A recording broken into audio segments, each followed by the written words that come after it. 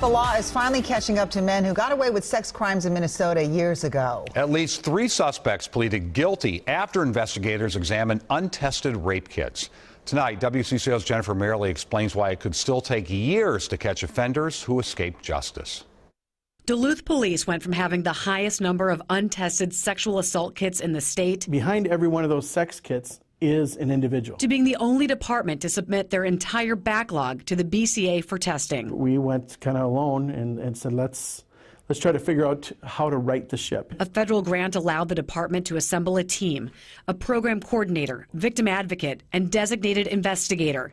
They prioritize hundreds of kits that went unchecked from 1993 to 2015. Even though these kits were delayed in their testing, they still held viable evidence for investigators to work from. The 418 kits with known victims went to the BCA for testing over a couple years.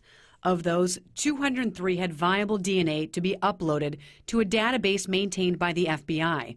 So far, they've discovered 116 matches to suspects and crime scenes. This is the beginning, not the end, is that we had to get the kits tested.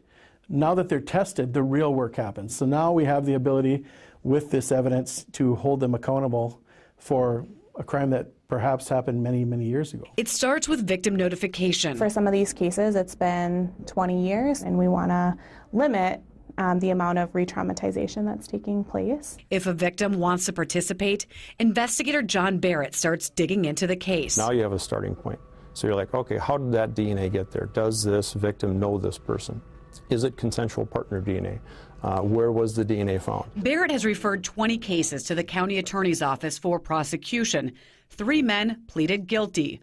In at least one of those cases, the suspect's DNA was in the system before the rape, and he has convictions for burglary and domestic assault after it. It is kind of alarming when you sit back and think about it. It absolutely is. It is. And that's part of that response when you see that. While good moving forward, could we have done or helped someone not be victimized as a result of acting sooner? There is no question that there is an enormous amount of justice that has yet to be done. On top of the guilty pleas, Assistant St. Louis County Prosecutor Nate Stummy has declined 7 cases. Time is not a prosecutor's friend.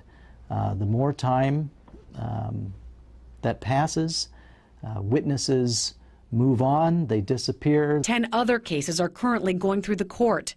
Stummy expects many more as more victims get notified and their cases get reinvestigated. This is a long-haul project, but there will be an end to it. Jennifer Mayerle, WCCO 4 News. It's expected to take a few more years to wrap up all the Duluth cases. Kits from the Anoka County Sheriff's Department are next with a state grant.